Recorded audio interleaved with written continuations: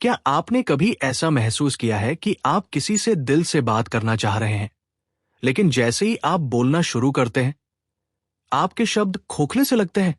या आपने किसी की आंखों में देखा हो और वहां वो जुड़ाव महसूस नहीं हुआ जिसकी आप उम्मीद कर रहे थे? मान लीजिए आप किसी बहुत जरूरी मीटिंग में हैं, किसी इंटरव्यू में बैठे हैं या किसी अजनबी से पहली बार मिल रहे हैं। आप अपने विचार साझा कर रहे हैं, पर सामने वाला बस गर्दन हिलाता है और भीतर से आप जानते हैं कि आपने उससे कुछ भी जुड़ाव महसूस नहीं किया। ऐसे में क्या आप सोचते हैं कि आपके शब्द गलत थे, या शायद आपकी बॉडी लैंग्वेज? क्या सच में हम सिर्फ बोलने से दूसरों से जुड़ सकते हैं, या जुड़ाव किसी और स्तर पर होता है? तो आज हम एक ऐसे रहस्य से पर्दा उठाने जा रहे हैं जो संवाद से भी परे है, एक ऐसी शक्ति जिसे कहते हैं रैपोर्ट। नमस्कार दोस्तों, स्वागत है आपका बुक्स ऑन माइक हिंदी में, जहां किताबें बोलती हैं। और आज की किताब हमें बताने जा रही है कि कैसे शब्दों से नहीं, बल्कि जुड़ने की कला से आप दूसरों के दिलों तक पहुंच सकते हैं। किताब का नाम है rapport, master your communication skills. और ये सिर्फ कम्युनिकेशन स्किल्स की बात नहीं करती, बल्कि इस बात को समझाती है कि कैसे आप किसी के दिल में जगह बना सकते हैं। एक ऐसा स्पेस जहां भरोसा, इज्जत और समझ एक साथ रहती है। इस किताब की लेखिका एमिली एलिसन और लॉरेंस एलिसन है, जिनका अनुभव सिर्फ किताबों तक सीमित नहीं, बल्कि असल जिंदगी की सबसे कठिन परिस्थितियों से जुड़ा हुआ है, जैसे कि आतंकवादियों से बातचीत, अपराधियों से इंटरव्यू और हाई स्टेक्स कॉन्फ्लिक्ट सिचुएशंस, जहां एक शब्द गलत पड़ जाए तो जान भी जा सकती है। और वहां जो कला सबसे ज्यादा कारगर साबित हुई, वो थी रैपोर्ट। पर रैपोर्ट क्या है? क्या ये कोई तकनीक है? क्या ये कोई स्क्रिप्ट है जिसे हर बार बोलने से सामने वाला जुड़ जाता है? नहीं, रैपोर्ट एक एहसास है, एक मानसिक पुल जो दो दिलों, दो सोचों और दो जिंदगियों के बीच बनाया जाता है। जब आप किसी से मिलते हैं और वो आपसे कहे बिना भी आपसे जुड़ जाता है, तो वो रैपोर्ट होता है। जब आप किसी बच्चे को डांटने के बजाय उसकी आंखों में देखकर कहें, मैं समझता हूं कि तुम क्यों नाराज हो, और वो बच्चा रोना छोड़कर आपके पास आ जाए, तो वो रैपोर्ट होता है। जब आप किसी क्लाइंट से मिलते हैं और बिना ज्यादा बोले वो आपको अपनी पूरी कहानी बता देता है, तो वो रैपोर्ट होता है। ये कोई शब्दों की ताकत नहीं, बल्कि समझ की उपस्थिति है। एमिली और लॉरेंस बताते हैं कि रैपोर्ट के 4 स्तंभ होते हैं: ऑनेस्टी, एम्पैथी, ऑटोनॉमी और रिफ्लेक्शन। ये 4 तत्व मिलकर हियर मॉडल बनाते हैं, और यही हियर शब्द इस पूरी प्रक्रिया की आत्मा है। पर हियर का मतलब सिर्फ सुनना नहीं है, इसका मतलब है दिल से सुनना, सोचकर जवाब देना, सामने वाले को स्पेस देना और खुद को ईमानदारी से पेश करना। मान लीजिए आप एक ऐसी लड़की हैं जो किसी इंटरव्यू में जा रही है। आपकी डिग्री अच्छी है, एक्सपीरियंस अच्छा है, लेकिन हर बार रिजेक्ट हो जाती है। आप सोचती हैं, क्या मेरी योग्यता में कमी है? पर सच्चाई यह है कि आप इंटरव्यूअर से जुड़ ही नहीं पा रही हैं। आपकी बात फैक्चुअल है, इंफॉर्मेटिव है, लेकिन उसमें वार्मथ नहीं है। अगली बार आप यह मॉडल अपनाती हैं। आप सामने वाले की बातों को सिर्फ सुनती नहीं, समझती हैं। आप उनकी बॉडी लैंग्वेज को पढ़ती हैं। आप जवाब देने से पहले रुकती हैं, और जब आप इंटरव्यू खत्म करती हैं, तो इंटरव्यूअर मुस्कुराते हुए कहता है, आपसे बात करके अच्छा लगा। यही रैपोर्ट की जीत होती है। एमिली बताती है कि ऑनेस्टी यानी ईमानदारी रैपोर्ट की सबसे पहली सीढ़ी है। लोग महसूस कर सकते हैं कि आप उन्हें देखकर क्या सोच रहे हैं। अगर आप सिर्फ सामने वाले से काम निकालने की सोच रखते हैं, तो वो आपके चेहरे से ही झलक जाएगा। ऑनेस्टी का मतलब है अपने इरादों को स्पष्ट रखना। जब आप अपने शब्दों, बॉडी लैंग्वेज और टोन से ये दर्शाते हैं कि आप सच्चे मन से सामने वाले से बात कर रहे हैं, तो वही जुड़ाव की शुरुआत होती है। इसमें चालाकी नहीं, नियत मायने रखती है। एम्पैथी यानी सहानुभूति रैपोर्ट की आत्मा है। जब आप किसी के दुख को सिर्फ सुनते नहीं, बल्कि उसे महसूस करते हैं, तब एम्पैथी पैदा होती है। किसी दोस्त ने कहा, आज बहुत खराब दिन था। अब आप चाहे तो कह सकते हैं, अरे चल छोड़, कल अच्छा होगा। या फिर आप कह सकते हैं, क्या हुआ, बताओ, मैं सुन रहा हूं। फर्क इन्हीं दो जुमलों में है। पहला जवाब उसे चुप कराता है, दूसरा उसे खोलता है। रैपोर्ट हमेशा उस दिशा में पैदा होता है जहां दूसरा व्यक्ति खुल सके, छिपे नहीं। ऑटोनॉमी का मतलब होता है सामने वाले को स्वतंत्रता देना, न कि उस पर राय थोपना। हम अक्सर सलाह देते हैं बिना मांगे, कहते हैं तुम्हें ऐसा करना चाहिए, पर जब आप कहते हैं तुम्हें क्या लगता है तुम्हारे लिए सही रहेगा, तो सामने वाला महसूस करता है कि उसकी सोच को आप मान्यता दे रहे हैं। और जहां मान्यता होती है वहां विश्वास पनपता है। रैपोर्ट वहीं से गहराता है। रिफ्लेक्शन यानी प्रतिबिंब, ये हियर मॉडल का चौथा स्तंभ है और बहुत सटल लेकिन शक्तिशाली है। इसका अर्थ है जो आपने सुना उसे दोहराना, लेकिन अपने शब्दों में। जैसे कोई कहे मुझे ऑफिस में कोई नहीं समझता, आप जवाब में कह सकते हैं तुम्हें लगता है कि तुम्हारी कोशिशों को लोग नहीं पहचानते। अब यह जवाब सामने वाले को यह भरोसा देता है कि आपने सिर्फ सुना नहीं, समझा है। रिफ्लेक्शन से विश्वास और कनेक्शन दोनों बनता है। रैपोर्ट सिर्फ बात करने से नहीं बनता, ये एक अनुभव होता है। जब आप किसी के साथ हैं और उन्हें ऐसा महसूस हो कि मैं यहां सुरक्षित हूं, मुझे समझा जा रहा है, मुझसे जबरदस्ती नहीं की जा रही, तो रैपोर्ट अपने आप जन्म लेता है। ये रिश्तों की नींव बनता है, मां बेटे के बीच, शिक्षक और छात्र के बीच, बॉस और कर्मचारी के बीच, ग्राहक और विक्रेता के बीच। एक उदाहरण लीजिए, एक ग्राहक किसी बैंक में आता है और गुस्से में चिल्लाता है, आप लोगों ने मेरी सारी रकम होल्ड कर दी। अब वहां का कर्मचारी दो तरीके से जवाब दे सकता है। एक तरीका, सर हमारे नियम यही हैं, और दूसरा तरीका, सर मैं देख रहा हूं कि आप परेशान हैं और आपकी चिंता जायज है, मैं आपकी पूरी बात ध्यान से सुनना चाहता हूं। अब आप सोचिए कौन सा जवाब उस ग्राहक को शांत करेगा, कौन सा तरीका उसे लगेगा कि सामने वाला सच में मेरी मदद करना चाहता है। जाहिर है दूसरा जवाब रैपोर्ट का रास्ता है। एमिली ये भी समझाती है कि रैपोर्ट कोई स्क्रिप्ट नहीं है जो हर जगह एक जैसी काम करे। ये इंसान और परिस्थिति के हिसाब से ढलता है। कभी ये आंखों में देखकर चुप रह जाने से बनता है, तो कभी एक सच्चे सवाल से, कभी हल्के स्पर्श से, तो कभी पूरी ईमानदारी से बोले गए मैं तुम्हारी बात समझता हूं से। रैपोर्ट वो है जो शब्दों से परे जाकर दिल से दिल तक का पुल बनाता है। ये ऑडियो बुक आप बुक्स ऑन माइक हिंदी पर सुन रहे हो। रैपोर्ट की सच्ची ताकत तब दिखती है जब सामने वाला पूरी तरह से आपके विपरीत सोच रखता हो, जब उसकी भावनाएं बिखरी हो, जब वो आप पर भरोसा ना करता हो, और फिर भी आप उसकी दीवारों को धीरे धीरे गिरा देते हैं, बिना किसी जोर, बिना किसी तर्क या बहस के। जब आप अपने शब्दों से नहीं बल्कि अपनी उपस्थिति से एक स्पेस बनाते हैं जहां दूसरा व्यक्ति बोलने की हिम्मत जुटा पाए, वहीं से असली रैपोर्ट की शुरुआत होती है। एमिली और लॉरेंस ने अपने पेशेवर जीवन में ऐसी सैकड़ों परिस्थितियों का सामना किया जहां सामने वाला व्यक्ति या तो गुस्से से भरा था, या डर से कांप रहा था, या पूरी तरह से चुप और असहयोगी था। और फिर हियर मॉडल की मदद से उन्होंने उनमें विश्वास जगाया, उन्हें खुलने दिया और सच सामने आया। इसे समझने के लिए आप एक और उदाहरण को महसूस कीजिए।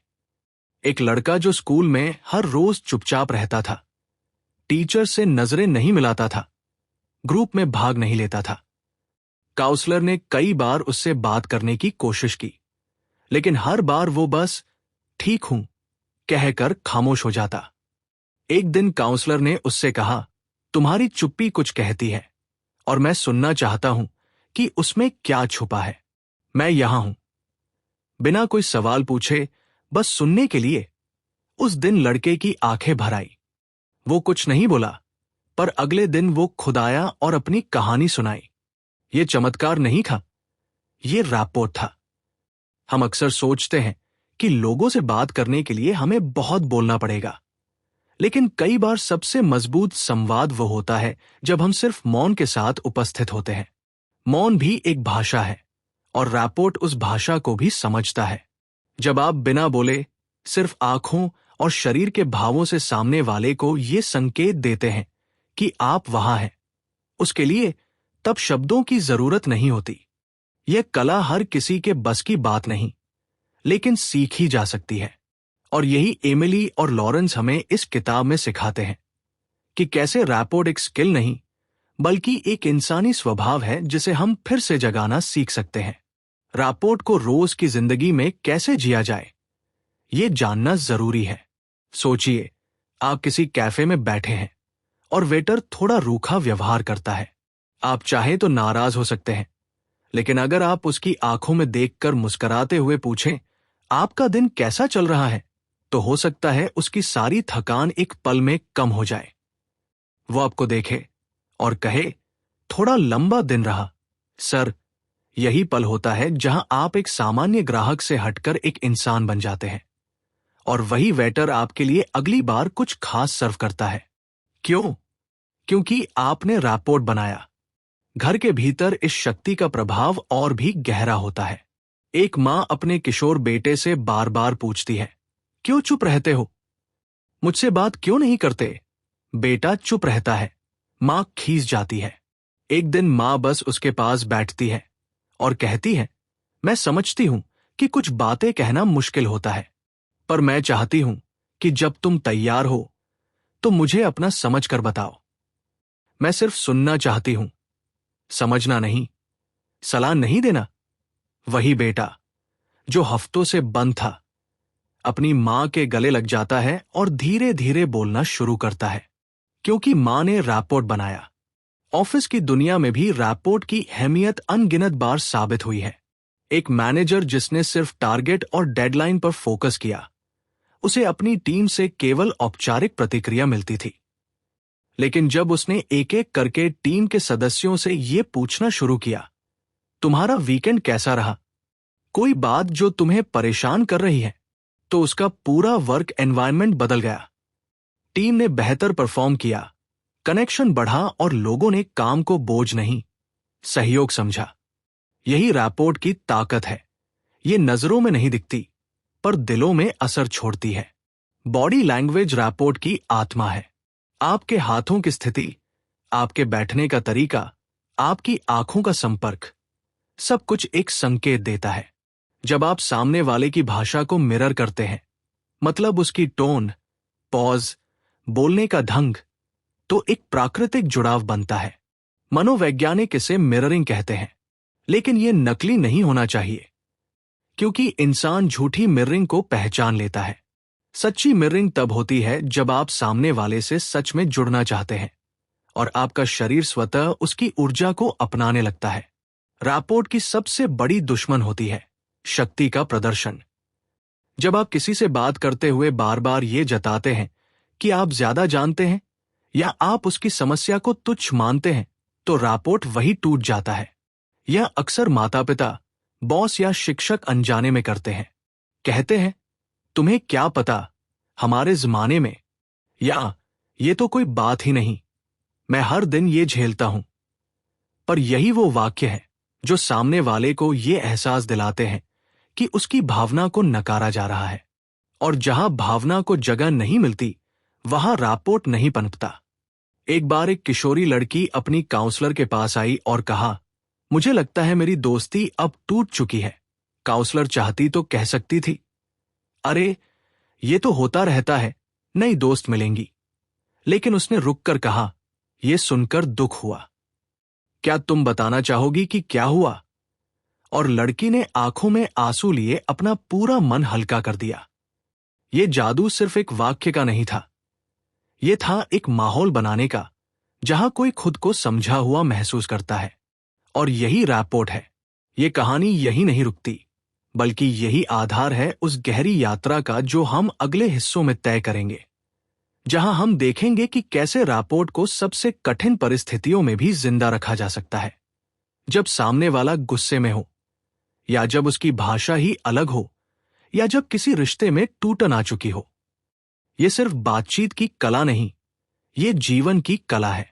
और अगर आपने इस कला को सीख लिया, तो आप सिर्फ बेहतर वक्ता नहीं, एक बेहतर इंसान बन जाएंगे। ये ऑडियो बुक आप बुक्स ऑन माइक हिंदी पर सुन रहे हो। सच्चा संवाद तब शुरू होता है जब हम किसी को ये महसूस करा सकें कि वो हमारे लिए सिर्फ एक बात करने वाला इंसान नहीं, बल्कि एक महसूस करने वाली आत्मा है। रैपोर्ट वही कला है जो एक व्यावसायिक बातचीत को एक मानवीय अनुभव में बदल देती है। और ये सिर्फ आसान स्थितियों में नहीं, बल्कि तब और भी ज्यादा महत्वपूर्ण हो जाता है जब सामने वाला क्रोधित हो, टूट चुका हो या आपसे बिल्कुल विपरीत मत रखता हो। रैपोर्ट तब परखा जाता है जब सामने वाला आपकी बात सुनना ही न चाहे और फिर भी आप बिना शब्दों के उसके दिल के करीब पहुंच जाएं। लॉरेंस बताते हैं कि जब वो आतंकवाद के संदिग्धों से पूछताछ करते थे तो वहां न डर काम करता था, न दबाव। वहां सिर्फ एक ही चीज असर करती थी, एक सुरक्षित वातावरण जहां वो व्यक्ति खुद को सुनाया गया और समझा हुआ महसूस करता था। उन्होंने देखा कि जब आप सामने वाले की आजादी का सम्मान करते हैं, उसकी बातें बिना टोक के सुनते हैं और उस पर कोई लेबल नहीं लगाते, तब वो इंसान धीरे धीरे खुलने लगता है। एक ऐसा इंसान जो कल तक बंद कमरों में चुप बैठा था, आज अपने गुनाह कबूल कर रहा होता है। यही रैपोर्ट की शक्ति है। ये लोगों को खुलने की इजाजत देता है। हमारी रोज की जिंदगी में भी ऐसी स्थितियां आती हैं। एक पति जो थका हुआ ऑफिस से लौटा है और पत्नी चाहती है कि वो उसकी बात सुने, पर वो चुप है। पत्नी उसे दोष देती है, तुम मुझसे बात क्यों नहीं करते? क्या मैं कोई अजनबी हूं? पति और ज्यादा चुप हो जाता है। पर अगर वह कहे, आज का दिन बहुत भारी था, मुझे कुछ वक्त दो, और पत्नी बस इतना कहे, ठीक है, मैं यहां हूं, जब भी तुम चाहो, तो कुछ ही देर बाद वही पति खुद आकर बात करता है। यह संवाद तब नहीं शुरू होता जब आप जोर डालते हैं। यह तब शुरू होता है जब आप सामने वाले को उस स्पेस में खुद आने की जगह देते हैं। एमिली बताती है कि रैपोर्ट बनाने का एक बहुत ही असरदार तरीका है धीमी उपस्थिति। इसका मतलब है कि आप सामने हो, लेकिन किसी तरह का दबाव न बनाएं। आप कोई एजेंडा लेकर न आए। आप सिर्फ वहां मौजूद हो, पूरी ईमानदारी, जिज्ञासा और खुलेपन के साथ। जब आप किसी को ये स्पेस देते हैं, तो वो महसूस करता है कि यहां उसे जज नहीं किया जाएगा। यही सुरक्षा की भावना रैपोर्ट की जड़ है। रैपोर्ट सिर्फ रिश्तों में या व्यक्तिगत संवाद में नहीं, बल्कि सार्वजनिक जीवन, राजनीति, शिक्षा और व्यवसाय में भी काम करता है। एक नेता जो सिर्फ भाषण देता है, लोगों के बीच में जाकर उनकी समस्याएं नहीं सुनता, उसका भाषण भी खोखला लगता है। लेकिन एक नेता जो लोगों के बीच बैठता है, आंखों में आंखें डालकर उनकी बात सुनता है, बिना कैमरे के, बिना स्क्रिप्ट के, वही नेता लोगों के दिल में बसता है। एक शिक्षक जो सिर्फ पाठ्यक्रम पूरा करता है, वो बस एक शिक्षक होता है। लेकिन जो छात्र की आंखों में देखकर पूछता है, तुम्हें क्या समझ नहीं आया, वो शिक्षक बनता है प्रेरणा। कभी कभी हम सोचते हैं कि जल्दी बोलना, स्मार्ट बोलना, बड़े शब्दों का प्रयोग करना ही प्रभावशाली संवाद है। लेकिन असली प्रभावशाली संवाद वह है जो आपके शब्दों से नहीं, आपके मौन, आपकी आंखों और आपके धैर्य से बनता है। जब आप सामने वाले को यह दिखा दे कि आप सचमुच वहां हैं, पूरी तरह, बिना फोन देखे, बिना जल्दी मचाए, तो वही सबसे गहरा जुड़ाव बनता है। रैपोर्ट समय लेता है, पर जो जुड़ाव वह बनाता है, वो वर्षों तक टिकता है। लॉरेंस एक बार बताते हैं कि जब उन्होंने एक जघन्य अपराध के अभियुक्त से पहली बार बात की, तो उन्होंने उससे ये नहीं पूछा कि तुमने क्यों किया, बल्कि उन्होंने सिर्फ इतना कहा, तुम यहां क्यों हो, तुम्हें कैसा लग रहा है? और अभियुक्त ने पहली बार किसी को जवाब दिया, क्योंकि उस सवाल में कोई जजमेंट नहीं था, बस जिज्ञासा और उपस्थिति थी। वही रैपोर्ट का बीज था। हमारे समाज में आज सबसे बड़ी कमी शायद इसी चीज की है। कोई सुनने वाला नहीं, कोई समझने वाला नहीं। सब बस जवाब देना चाहते हैं, सलाह देना चाहते हैं, सुधार करना चाहते हैं, लेकिन कोई ये नहीं कहता, मैं तुम्हें बस सुनना चाहता हूं, बिना तुम्हें बदले, बिना तुम्हें आके। और शायद रैपोर्ट की सबसे बड़ी सुंदरता भी यही है, ये आपको वैसा ही स्वीकार करता है जैसा आप हैं। और जब कोई इंसान खुद को पूरी तरह स्वीकार किया हुआ महसूस करता है तो वही उसकी सबसे बड़ी मुक्ति बनती है। एमिली यह भी समझाती है कि बच्चों के साथ रैपोर्ट कैसे बनता है। एक बच्चा जो स्कूल में मारपीट करता है, टीचर उसे डांटते हैं, प्रिंसिपल उसे सस्पेंड करता है, लेकिन बच्चा और भी उग्र हो जाता है। पर एक काउंसलर उससे कहता है, तुम गुस्से में हो और शायद किसी ने तुम्हें सुना नहीं। क्या तुम मुझे बताओगे कि तुम अंदर से क्या महसूस कर रहे हो?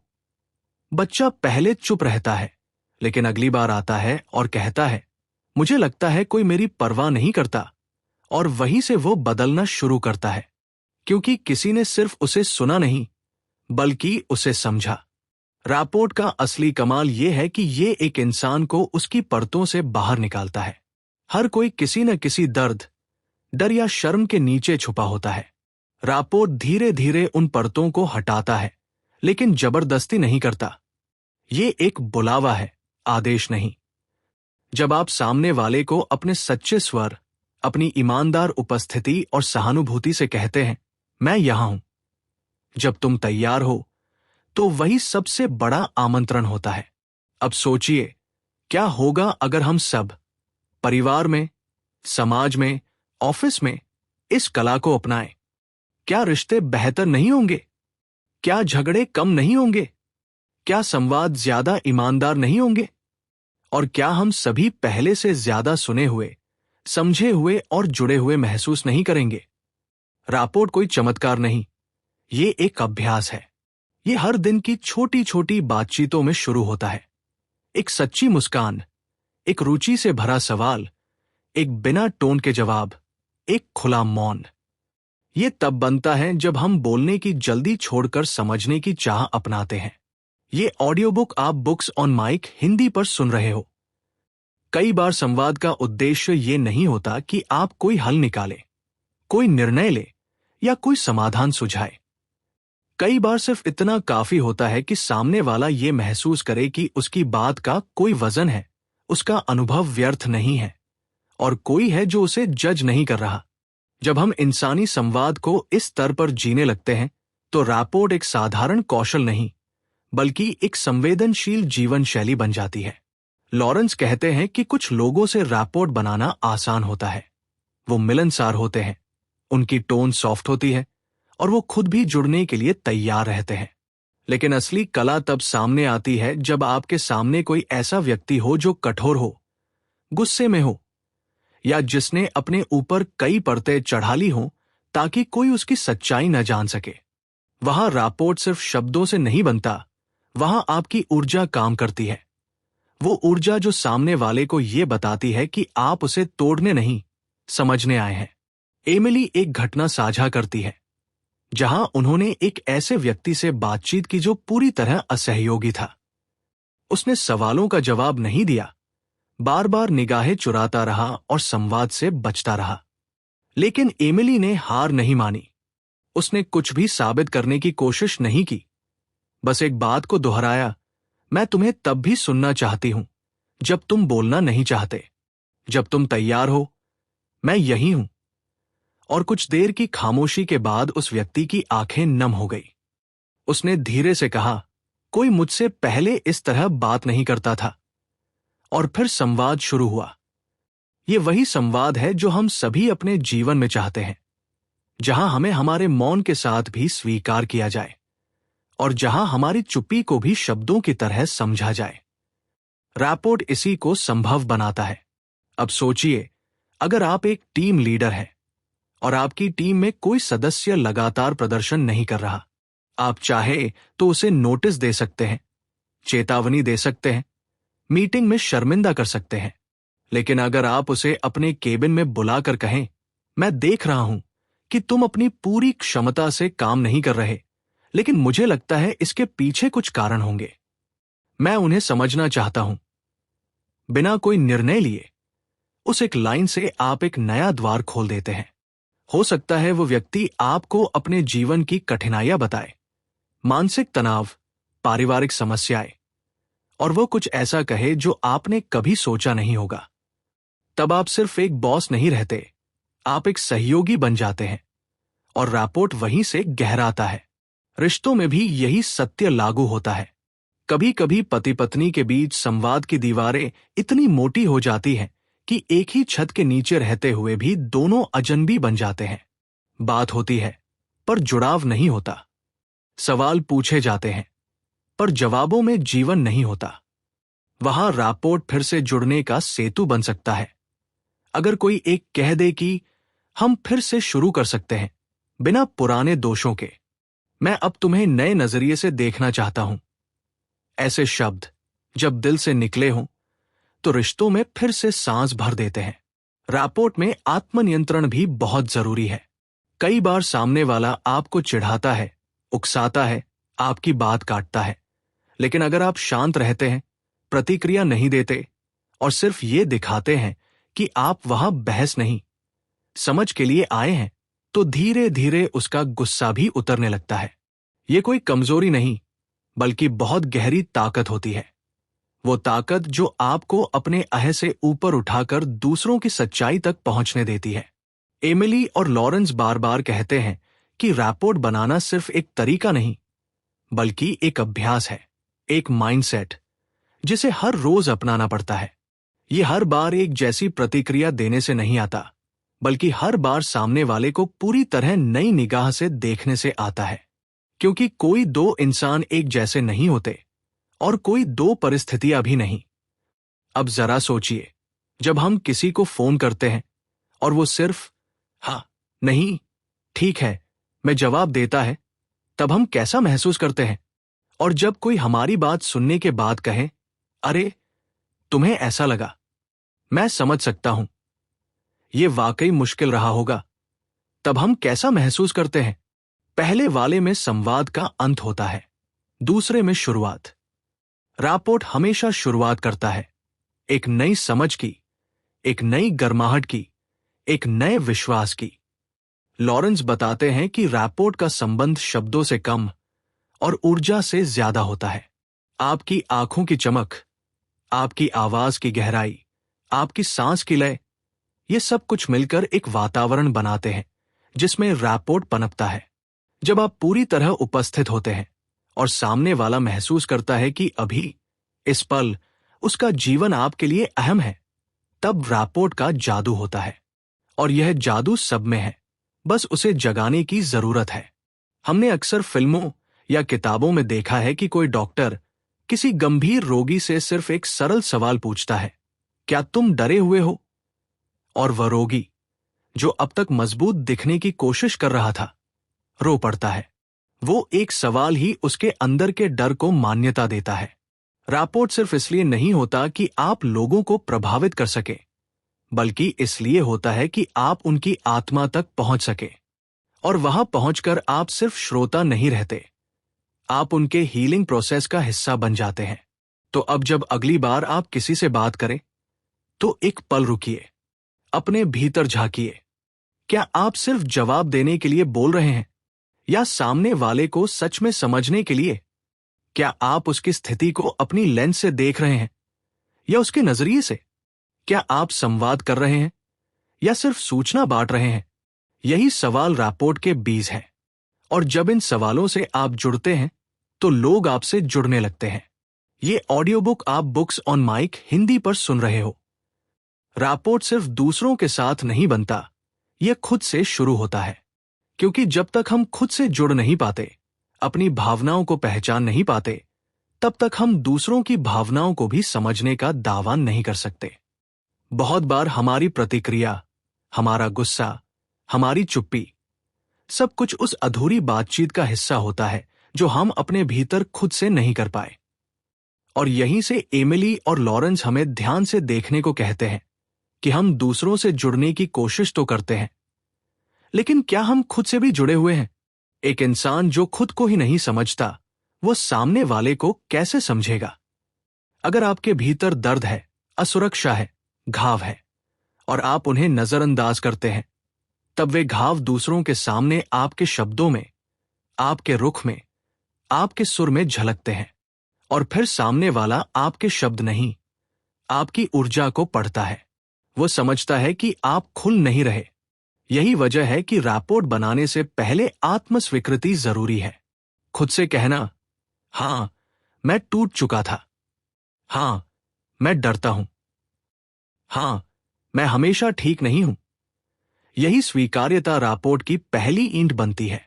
एमिली कहती है कि जब हम खुद को पूरी तरह स्वीकार करते हैं, तभी हम दूसरों को भी बिना बदले, बिना आके, जैसा वो है वैसे ही स्वीकार कर सकते हैं। और जब कोई इंसान महसूस करता है कि उसे जैसे वो है वैसे ही जगह मिल रही है, तभी वो खुलता है। यही खोलना रापोर्ट की सबसे बड़ी सफलता होती है।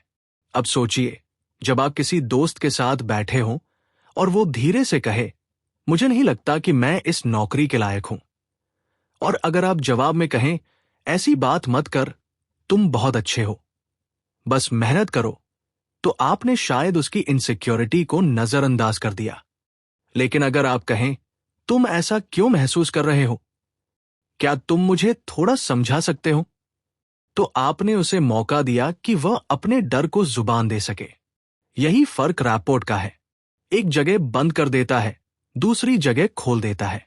लॉरेंस एक किस्सा सुनाते हैं कि एक बार वह एक जवान से बात कर रहे थे जो आर्मी से रिटायर हुआ था और पीटीएसडी से जूझ रहा था। वो जवान बेहद चुप, गुस्से में और खुद से कट चुका था। जब लॉरेंस ने उससे बातचीत शुरू की, तो कई मिनट तक सिर्फ मौन था, और फिर उन्होंने कहा, तुम्हें किसी ने सुना? जवान ने बस सिर हिलाया, नहीं, मैं। लॉरेंस ने कहा, मैं सुनना चाहता हूं, जब भी तुम तैयार हो, मैं यहां हूं। और उसी रात उस जवान ने अपना जीवन पहली बार किसी के सामने खोला। ये शब्द नहीं थे, ये उपस्थिति थी, ये रैपोर्ट था। रैपोर्ट का एक और पहलू है स्वीकार्य सीमाएं। ये जरूरी नहीं कि सामने वाला हमेशा अपनी भावनाएं तुरंत व्यक्त कर दे। कई बार वह तैयार नहीं होता। रैपोर्ट का अर्थ ये नहीं कि हम जबरदस्ती जुड़ाव बनाएं, बल्कि ये है कि हम उस व्यक्ति को उसकी पेस पर, उसकी सीमा पर ही स्वीकार करें। जब आप सामने वाले को ये आजादी देते हैं कि वो ना कह सके, चुप रह सके, और फिर भी आप उससे दूर ना हो, तो वह आपके धैर्य पर भरोसा करता है, और वही भरोसा धीरे धीरे उसे पास लाता है। एमिली इस पर जोर देती है कि रैपोर्ट बनाने में सबसे ज्यादा जरूरी है नॉन डिफेंसिव प्रेजेंस। यानी जब कोई आपके सामने खुद को खोलता है, तो आप उसे न सुधारें, न डराएं, न अपने अनुभव से उसे ढक दें। बस सुने और उसकी सच्चाई को उसकी सच्चाई रहने दें। हम ये अक्सर नहीं कर पाते क्योंकि हमें लगता है कि सामने वाला टूट रहा है और हमें उसे तुरंत ठीक करना है। पर इंसान को सबसे पहले ये महसूस होना चाहिए कि उसे जैसे वो है वैसा रहने की जगह मिल रही है। फिर हीलिंग अपने आप शुरू होती है। यही रैपोर्ट है, हीलिंग की जमीन। अब कल्पना कीजिए कि एक बेटी अपने पिता से कहती है, पापा, जब आप गुस्से में चिल्लाते हैं तो मुझे बहुत डर लगता है। और अगर पिता जवाब में कहे, अरे मैंने तो तुम्हारे भले के लिए ही कुछ कहा था, तो बेटी और भी बंद हो जाएगी। लेकिन अगर वही पिता कहे, मैंने तुम्हारे डर को पहले नहीं देखा था और मुझे इसका अफसोस है, मैं अब कोशिश करूंगा कि तुम्हें डर न लगे, तो बेटी अपनी जगह सुरक्षित महसूस करेगी और वहीं से उनका रिश्ता नए सिरे से बनना शुरू होता है। रैपोर्ट सिर्फ बेहतर बोलने की कला नहीं है, यह बेहतर सुनने और बेहतर महसूस करने की कला है। यह वो क्षमता है जिसमें आप किसी को सिर्फ उसके शब्दों से नहीं, उसकी खामोशी से भी समझते हैं। यह तब पैदा होती है जब आप किसी की मुस्कान के पीछे छुपे दर्द को देख लेते हैं, जब आप किसी के ठीक हूं के पीछे का नहीं हूं सुन लेते हैं और फिर उस तक पहुंचते हैं, बिना शोर के, बिना दबाव के। लॉरेंस और एमिली कहते हैं कि कई बार रैपोर्ट बनाने के लिए आपको साइलेंस को सहन करना होता है। बातचीत के बीच की वह चुप्पी जहां आपको लगे कि आप कुछ कहें, कुछ भरें, वही सबसे पवित्र जगह होती है, अगर आप वहां बस मौजूद रह सके, क्योंकि वहीं उस खालीपन में सामने वाला खुद को सुनने लगता है। और जब कोई खुद को सुनता है तो रैपोर्ट गहराता है। आज की दुनिया में जहां हर कोई जल्दी में है, जवाब देने की होड़ में है, वहां रैपोर्ट एक रुकने का, ठहरने का, सांस लेने का न्योता है। ये कहता है, मैं यहां हूं, मैं सुन रहा हूं, मैं तुम्हारे साथ हूं, बिना बदले, बिना शर्त के। और अगर हम सब ये कहना सीख जाएं, अपने बच्चों से, अपने जीवन साथी से, अपने दोस्तों, कर्मचारियों और अजनबियों से, तो शायद ये दुनिया थोड़ा बेहतर, थोड़ा नरम, थोड़ा जुड़ा हुआ हो जाए। ये ऑडियो बुक आप बुक्स ऑन माइक हिंदी पर सुन रहे हो। कभी कभी रैपोर्ट बनता है सिर्फ एक नजर से, एक हाथ थामने से, या सिर्फ इतना कहने से, तुम अकेले नहीं हो। ये वो चीज है जो दिखती नहीं पर महसूस होती है। और जब एक बार महसूस हो जाए तो उसे भुला पाना आसान नहीं होता।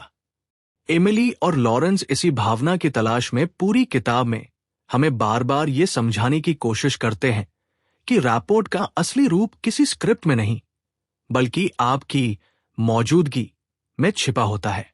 अब कल्पना कीजिए, एक बच्चा स्कूल में शर्मीला है, कोई उससे बात नहीं करता, वो अपनी कुर्सी के कोने में बैठा रहता है, न खेलता है, न जवाब देता है। एक दिन एक टीचर उसके पास जाकर पूछती है, तुम यहां रोज चुप रहते हो, लेकिन मैं सोचती हूं कि तुम्हारे अंदर बहुत कुछ होगा जो कहने लायक है। क्या तुम मुझे वो दिखाना चाहोगे? जब भी तैयार हो। और उस एक लाइन से बच्चा थोड़ा सा मुस्कुराता है। हो सकता है वो उस दिन कुछ न कहे, लेकिन अगले दिन वो एक छोटी सी पेंटिंग लेकर आता है, एक ऐसी दुनिया की तस्वीर जिसमें कोई अकेला नहीं है। यही रैपोर्ट है जो सामने वाले को उसके अंदर की दुनिया को बाहर लाने का मौका देता है। रैपोर्ट की खूबसूरती यह है कि ये इंसान के कोर से बात करता है, उसके गुस्से से नहीं, उसके मुखौटे से नहीं, बल्कि उस डर से जो उसने छुपा रखा है। और जब आप किसी के उस कोर से जुड़ जाते हैं तो वहां से संवाद कभी नहीं टूटता, भले ही शब्द रुक जाए। एक बार एमिली ने कहा था, रैपोर्ट तब नहीं बनता जब हम सब कुछ जानना चाहते हैं, रैपोर्ट तब बनता है जब हम बस वहां मौजूद रहना चाहते हैं, चाहे सामने वाला कुछ कहे या नहीं। कई बार लोग इसलिए नहीं बोलते क्योंकि उन्हें यकीन नहीं होता कि कोई सुनेगा। लेकिन जब कोई सच में सुनता है, बिना कोई दखल दिए, बिना कोई राय दिए, तब वे खुद को सुरक्षित महसूस करते हैं। यही सुरक्षा रैपोर्ट का दूसरा नाम है, क्योंकि जहां सुरक्षा होती है वहां भरोसा पनपता है, और जहां भरोसा होता है वहां दिल खुलते हैं। अब कल्पना कीजिए एक वर्क प्लेस की, जहां लोग डरते हैं बोलने से, गलती करने से, राय रखने से। वहां लोग काम तो करते हैं पर जुड़ते नहीं। फिर एक दिन एक लीडर आता है और कहता है, यहां कोई सही या गलत जवाब नहीं है, यहां हम सब सीख रहे हैं, और मैं चाहता हूं कि तुम बोलो, चाहे जो भी हो। इस एक संदेश से ऑफिस में एक नई हवा बहती है। लोग खुलकर बोलते हैं, गलती करने से नहीं डरते, और काम बेहतर होने लगता है, क्योंकि रैपोर्ट ने माहौल बदल दिया। एमिली कहती है कि जब हम सिर्फ दूसरों से सुनने की अपेक्षा करते हैं पर खुद कुछ भी साझा नहीं करते, तब हम एक तरफा पुल बना रहे होते हैं। लेकिन जब हम भी अपनी भावनाएं, अपने अनुभव, अपनी असुरक्षाएं साझा करते हैं, तब रैपोर्ट एक पुल बनता है जो दोनों तरफ खुला होता है, और वहीं से असली इंसानी जुड़ाव होता है। लॉरेंस बताते हैं कि कई बार सबसे ताकतवर रैपोर्ट उन क्षणों में बनता है जहां कोई मदद नहीं की जा सकती, जैसे किसी प्रियजन की मृत्यु के बाद या किसी गहरे नुकसान के बाद। उस समय आप कोई सलाह नहीं दे सकते, कोई हल नहीं निकाल सकते। वहां सिर्फ आपकी मौन उपस्थिति ही सबसे बड़ी सहायता बनती है। और यही मौन, जब वह संवेदनशीलता से भरा हो, सबसे गहरा रैपोर्ट बनाता है। हम सभी ने अपने जीवन में ऐसे क्षण महसूस किए हैं जब कोई हमारे पास बैठा, कुछ कहा नहीं, लेकिन उसकी उपस्थिति ने हमारी टूटन को थाम लिया। वह दोस्त, वो मां, वो भाई, वो शिक्षक, वो साथी, जो बस हमारे साथ थे, न बदलने के लिए, न समझाने के लिए, बस साथ होने के लिए। यही रैपोर्ट है, सबसे खामोश फिर भी सबसे गूंजता हुआ रिश्ता। रैपोर्ट कोई टेक्निक नहीं, ये एक कमिटमेंट है, एक प्रतिबद्धता कि मैं तुम्हें तुम्हारी पूरी इंसानियत के साथ स्वीकार करता हूं। मैं तुम्हें सिर्फ तब तक नहीं चाहता जब तक तुम मुस्कुरा रहे हो या अच्छा प्रदर्शन कर रहे हो। मैं तब भी तुम्हारे साथ हूं जब तुम हार रहे हो, गिर रहे हो, टूट रहे हो। यही अनकंडीशनल एक्सेप्टेंस रैपोर्ट की सबसे बड़ी शक्ति है। अब आप सोचिए, क्या हम ये शक्ति अपने बच्चों को देते हैं? क्या हम उन्हें ये एहसास दिलाते हैं कि चाहे वे किसी परीक्षा में फेल हों, कोई गलती कर दे, तब भी हमारा रिश्ता उनसे टूटा नहीं? क्या हम अपने दोस्तों, पार्टनर्स, कर्मचारियों को ये भरोसा देते हैं कि उन्हें बदलने की जरूरत नहीं है ताकि हम उनसे जुड़ सके, बल्कि हम उन्हें वैसे ही अपनाते हैं? जब हम ये करने लगते हैं तो हम केवल रैपोर्ट नहीं बना रहे होते, हम एक ऐसा समाज बना रहे होते हैं जो कम तोड़ता है और ज्यादा जोड़ता है, जहां डर की जगह साहस होता है और दूरी की जगह अपनापन। रैपोर्ट सिर्फ दो लोगों के बीच नहीं होता, ये एक संस्कृति बन सकता है, एक चलन बन सकता है, एक नई भाषा बन सकता है, जहां हर व्यक्ति कह सके, मुझे सुना गया, मुझे समझा गया, मुझे अपनाया गया। ये ऑडियो बुक आप बुक्स ऑन माइक हिंदी पर सुन रहे हो। हम अपने जीवन में अक्सर ये सोचते हैं कि सामने वाला कितना मुश्किल है, उसका रवैया कैसा है, उसका स्वभाव टेढ़ा है। पर रैपोर्ट हमें यह सिखाता है कि हर व्यवहार के पीछे कोई कहानी होती है और हर कहानी सुनने लायक होती है। जब हम सामने वाले की कहानी को सुनने के लिए रुकते हैं, तब हम किसी के लिए वो पहली जगह बनते हैं जहां उसे जज नहीं किया गया। और बस वहीं से शुरुआत होती है उस जुड़ाव की जो किसी भी संवाद को असाधारण बना सकता है। एमिली कहती हैं कि हमें हर इंसान को एक जटिल किताब की तरह देखना चाहिए, जिसके पहले कुछ पन्ने शायद उलझे हुए हों, कुछ फटे हुए, कुछ गीले आंसुओं से और कुछ कोरी उम्मीदों से। जब आप उस किताब को खोलने की कोशिश करते हैं तो आपको एहतियात बरतनी होती है। आप उसे समझने के लिए धैर्य से पढ़ते हैं, न कि जबरदस्ती पलटते हैं। यही ध्यान और धैर्य रैपोर्ट की सबसे कोमल और गहरी परतें हैं। लॉरेंस ने एक बार कहा था, किसी भी क्रोधित व्यक्ति के अंदर एक ऐसा इंसान छिपा होता है जो बहुत लंबे समय से नहीं सुना गया। और यही क्रोध, चुप्पी, दूरी, सभी अपने अपने तरीके से हमें यही कह रहे होते हैं, मुझे सुनो, मुझे समझो, मुझे अकेला मत छोड़ो। रैपोर्ट तब पैदा होता है जब हम इस अपील को शब्दों से पहले महसूस कर लेते हैं। हमारे समाज में, जहां अक्सर कमजोरी को कमजोरी ही माना जाता है, वहां रैपोर्ट एक ऐसा स्पेस बनाता है जहां भावनाओं को बिना डर के साझा किया जा सकता है।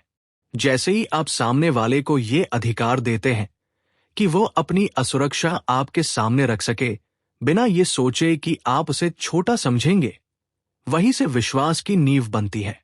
और यही नींव रैपोर्ट को टिकाऊ बनाती है। रैपोर्ट का एक और अनमोल पहलू है सहानुभूति, एम्पैथी। एम्पैथी का अर्थ है सामने वाले के जूते पहनकर देखना, लेकिन अपने होश में रहते हुए। आप उसके दर्द को महसूस करते हैं, लेकिन खुद उसमें डूब नहीं जाते। आप उसकी स्थिति को समझते हैं, लेकिन समाधान थोपते नहीं। आप उसकी दुनिया को उसकी नजरों से देखने की कोशिश करते हैं, और यही कोशिश रैपोर्ट की आत्मा बन जाती है। अब सोचिए, एक ऑफिस की मीटिंग चल रही है और एक नया सदस्य अपनी राय रखने की कोशिश करता है, लेकिन बीच में ही उसे काट दिया जाता है। वह चुप हो जाता है। मीटिंग खत्म होने के बाद लीडर उसके पास जाकर कहता है, मैंने देखा कि तुम्हें बीच में रोका गया। क्या तुम अपनी बात अब मुझे बता सकते हो?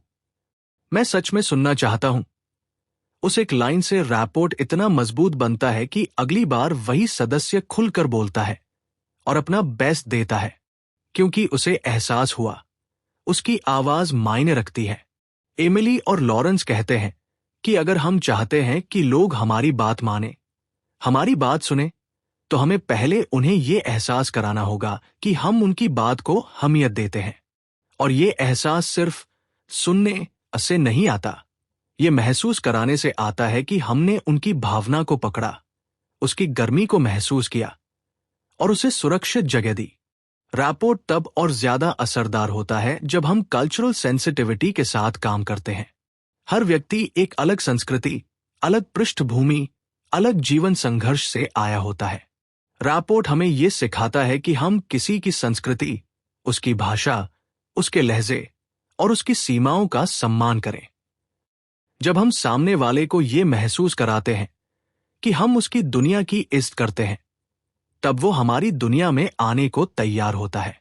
लॉरेंस एक घटना साझा करते हैं जहां एक किशोर मुस्लिम लड़का बहुत विद्रोही स्वभाव का था, किसी की बात नहीं सुनता था।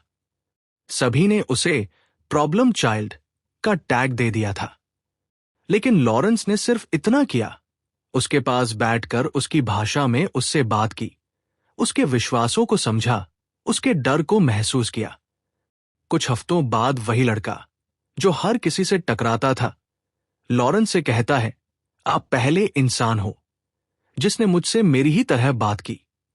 और वहीं से उसने बदलाव की ओर कदम बढ़ाया। रैपोर्ट का ये पहलू हमें याद दिलाता है कि हम इंसानों को बदल नहीं सकते, लेकिन हम उन्हें बदलने का माहौल दे सकते हैं। और वह माहौल बनता है सम्मान, समझ, धैर्य और सच्चे जुड़ाव से। जब आप रैपोर्ट बनाते हैं तो आप सिर्फ किसी की समस्या नहीं सुनते, आप उनके होने की गवाही देते हैं। आप एक ऐसी उपस्थिति बन जाते हैं जहां वो इंसान शायद पहली बार खुद को पूरी तरह महसूस करता है, और यही अनुभव किसी की पूरी जिंदगी बदल सकता है।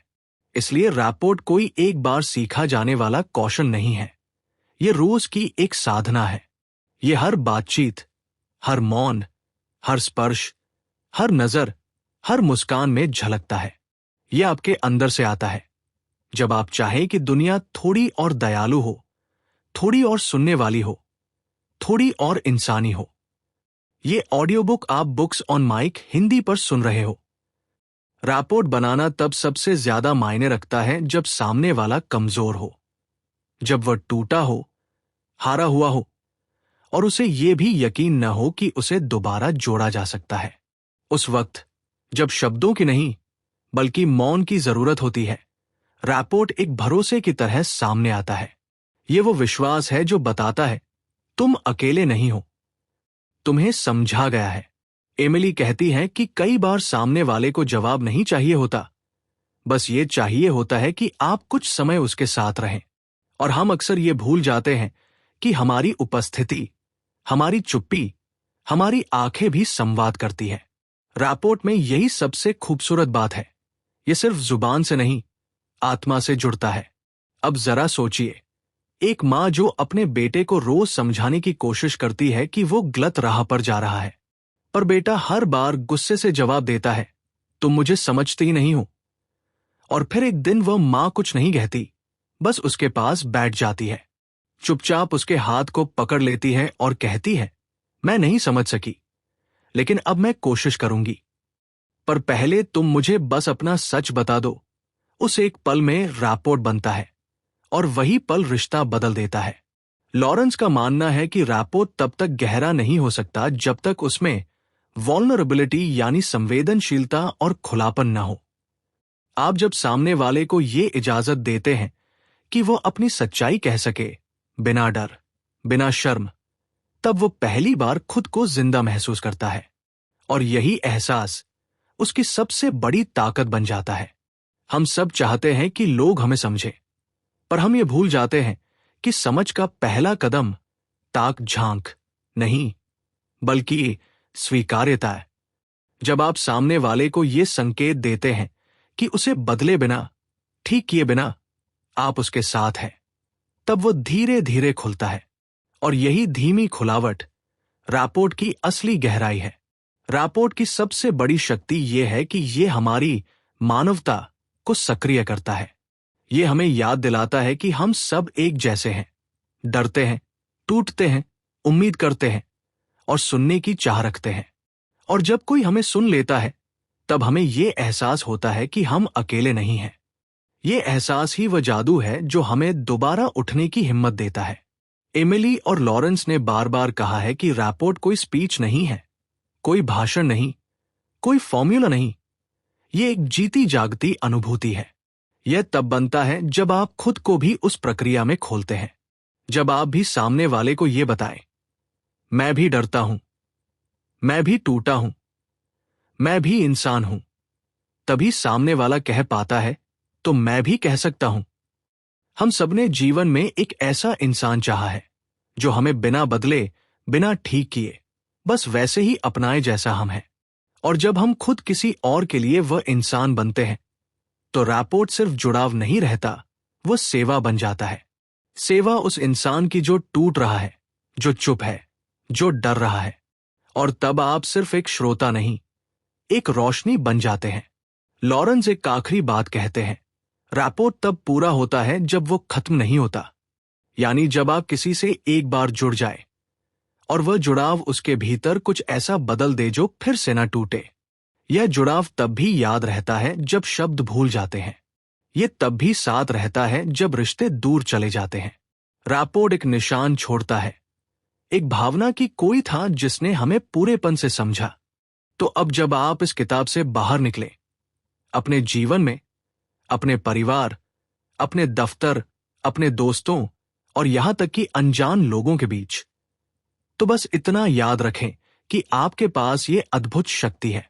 आप एक ऐसी जगह बन सकते हैं जहां लोग सुने जाएं, समझे जाएं और स्वीकार किए जाएं।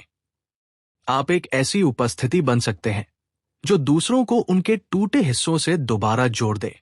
रैपोर्ट कोई जादू नहीं है, लेकिन इसका असर जादू से कम भी नहीं है। ये ऑडियो बुक आप बुक्स ऑन माइक हिंदी पर सुन रहे हो।